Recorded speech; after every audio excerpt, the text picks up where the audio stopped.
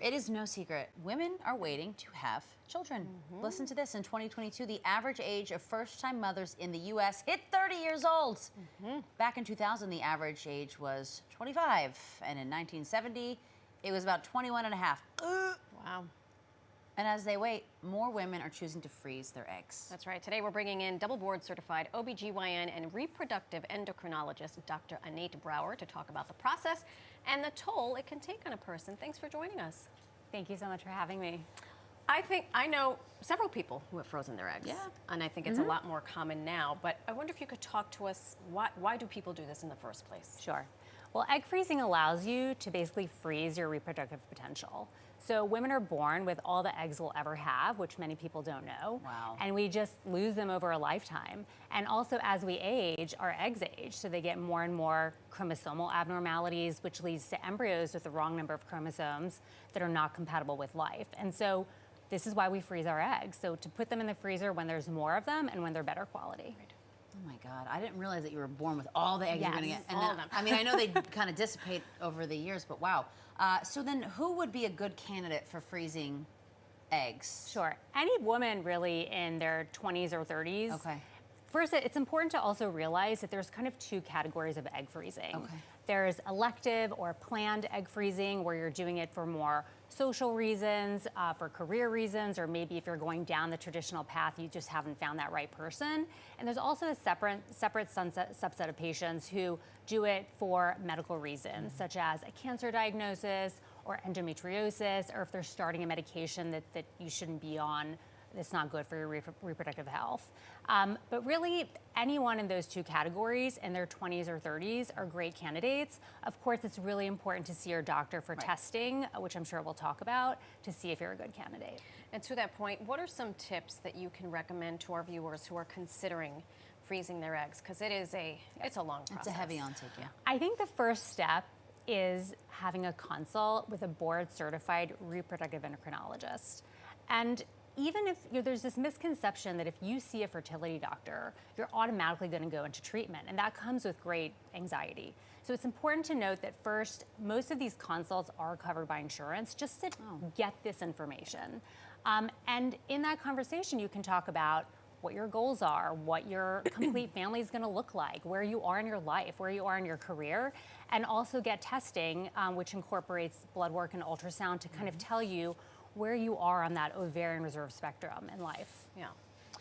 We mentioned it is a big decision, obviously. What are some things that you should consider when taking this big decision, bringing this conversation to the table? Are there certain things that you shouldn't be doing while you're doing it? What is it? What kind of a demand is that on the body and your time? So first, from a timeline perspective, the actual kind of busy part of the cycle where you're doing injections, the way it works is where basically every month your brain makes a hormone called FSH that tells the ovary to grow just one egg. So we're just giving you the same hormone that your brain normally makes at higher doses through injectable medication. And you do these injections for about 10 to 14 days, and that culminates with an egg retrieval, which is about a 20-minute procedure that's done under anesthesia. Okay. So things to consider during this time are, make sure you have a circle around you, especially at work, that kind of knows you're doing this. Not everybody has to know, but at least have that, one or two people that know, because they are early morning appointments, and you want to make sure it's at a time in your life where you can do it, where you're not traveling a lot because you have to be around. There's appointments about every 2 to 4 days for ultrasound and blood work. And another big thing to consider, other than actual time, is cost. So thankfully, a lot of insurance companies and a lot of companies are now covering egg freezing for women, especially women who are trying to build their career. So you want to incorporate cost, you want to incorporate schedule and time. And from a lifestyle perspective, I'm really kind of a person of moderation, so you don't have to completely alter your life. You can still have one glass of wine here or there. You can still have a cup of coffee every day. Exercise, we have people taper down, because as your ovaries get fuller and heavier, it can put you at risk for something called an ovarian torsion, or an ovary twisting on itself. Okay. Wow. So that you also have to keep in mind. I see a lot of patients who are marathoners, fitness instructors, and these are things we really kind of are professional athletes. We really have to fit it into their schedule. Right. This is not a cheap process. Correct. So you should be prepared to sock away some money at this, yes? Yes, but as I mentioned, I would say more than 50% of my patients have coverage, even for elective or planned egg freezing. Wow. And so there's kind of two cost components. There's the cycle itself, which if you don't have coverage at all, at most clinics is about $8,000 to $10,000. And then there's a separate subset of cost that goes to medications.